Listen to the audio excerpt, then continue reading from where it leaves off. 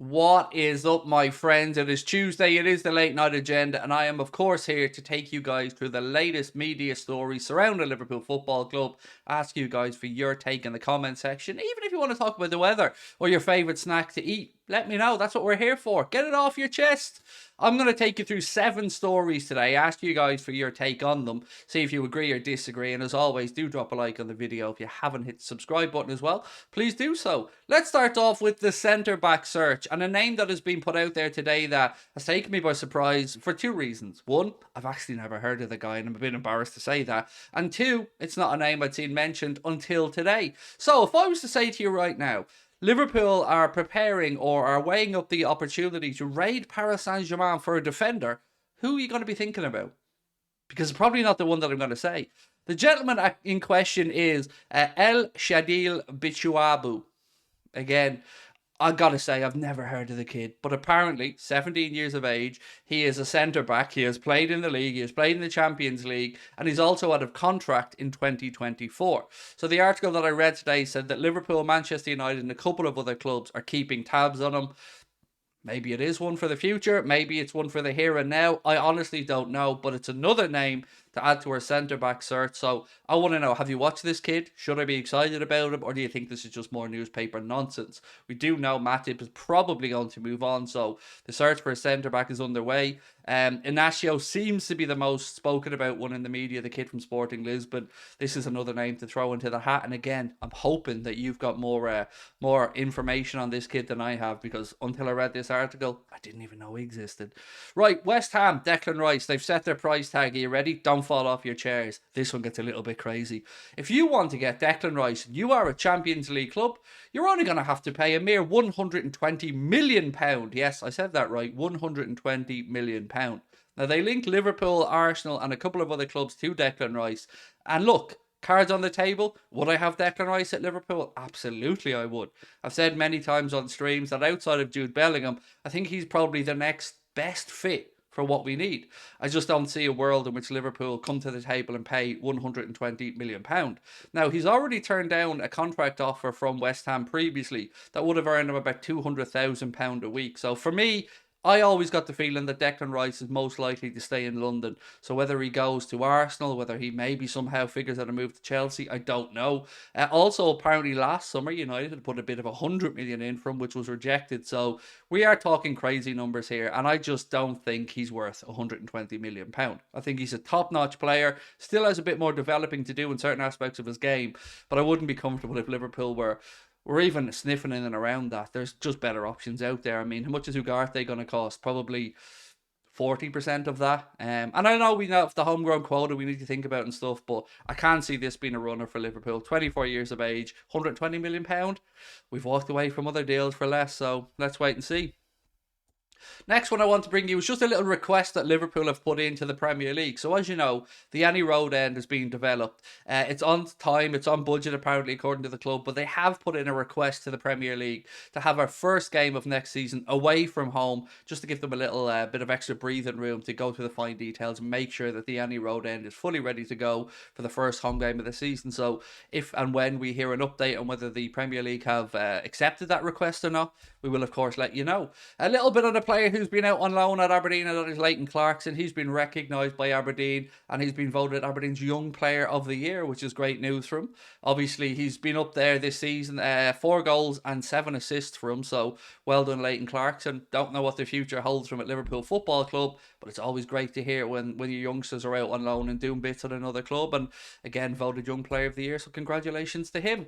Right, another bit of lunacy for you right now. So we know James Milner is going to Brighton at the end of the season. We spoke about this with you guys before, and I'm sure you've read it elsewhere. But James Milner turned down a request from another club. Who do you think it is? It's Everton. That's right. Everton had the actual cheek to think that they could go to Jimmy Milner, somebody who is now a Liverpool great, and say, Jimmy, care to come to Goodison when you're finished? Because, you know, if you haven't had a big enough headache, we can give you a bigger one. And of course, James Milner had no interest, said no, and will go and join De Zerbi at Brighton. And I think that's a good fit for everybody. But can we all just take a minute here to just laugh at Everton, thinking that they could come and get a man of the class of James Milner to go there at the end of his career? Come on, guys. He's never going to be playing in the Championship. Although maybe Everton may survive. So either way, it's a moot point, but I had to bring it to you. Right, a little bit on Alexis McAllister now, because every day that goes by is another day that I feel more confident we're going to sign Alexis McAllister. And the opposition for his signature, well, they seem to be dropping like flies. Chelsea are the latest club who have been ruled out of a move for Alexis McAllister. They've apparently, well, I think they just know they're not going to get him, in all honesty, and that they've moved on. So it does look like, varying other reports suggesting that Liverpool have agreed a package of around £150,000 a week with his representatives, although the David Ornstein story about a clause that isn't a clause that is a clause has us all a little bit confused about what the actual fine details of that are. But it does seem like Liverpool are certainly in the box seat, in the pole position to sign Alexis McAllister. I hope it gets over the line. I've got nothing I can bring to the table on this because I know nothing about it, but I'm excited by the idea of it, and I think he'd be a great fit for Liverpool Football Club. And again, the fee that's been mentioned of about £60 million seems reasonable enough to me. And I hope it happens because I really do like this lad and I think he'd fit in very well to Jurgen Klopp's system. Right, a little bit of an update in Caoimhín Kelleher. So as I said to you guys recently, I knew of Brentford's interest in Caoimhín Kelleher, but they aren't the only ones. Apparently Brighton and Spurs have also declared their interest in signing Kelleher should he leave Liverpool in the summer. Now, there is talk of a potential goalkeeper merry-go-round here where Raya, let's say, leaves Brentford, goes to Spurs, and then Kelleher comes into Brentford. That could happen. But Liverpool's valuation of him seems to be, according to reports, £20 million, which I think is fair for a goalkeeper of Caoimhín Kelleher's experience at his age at a club like Liverpool, playing in Champions League football, playing obviously some Premier League minutes, and never really having a wobble or never shown that he isn't good enough for that level. So I think Liverpool are perfectly within their rights. If Caoimhín Kelleher moves on, I wish him nothing but the best with his career. But I'd like to see Liverpool potentially put a buyback clause in there. And yes, I could be biased on this one because he's Irish, but I would like it to happen. So again, let me know your thoughts on that one. Do you think it's a fair price for Caoimhín Kelleher, or do you think Liverpool could look for a little bit more money? Is that all of it today? Yes, that pretty much brings me to an end, my friends. So again, just to recap, the main topic we spoke about today is Liverpool's apparent interest in a PSG centre-back just 17 years of age. Alexis McAllister's suitors seem to be dropping away. It's now Liverpool very much at the front of that queue. We wait to see if a deal can be agreed on that.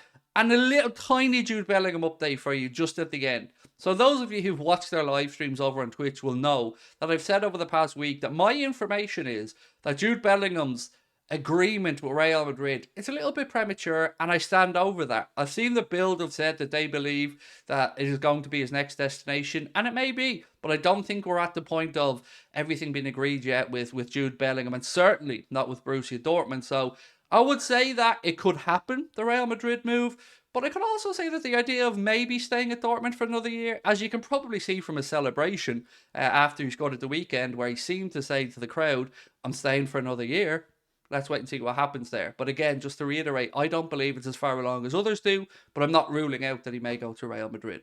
Certainly doesn't look like he'll be coming to Liverpool at this moment, but, until he signs a contract, I guess I can but hope. But look, that's it for me today. About to go and do a watch along of the Champions League semi-final. We'll be back tomorrow with another news update for you guys as well. Appreciate all your support and let me know your thoughts in the comment section. Talk to you soon. Bye-bye.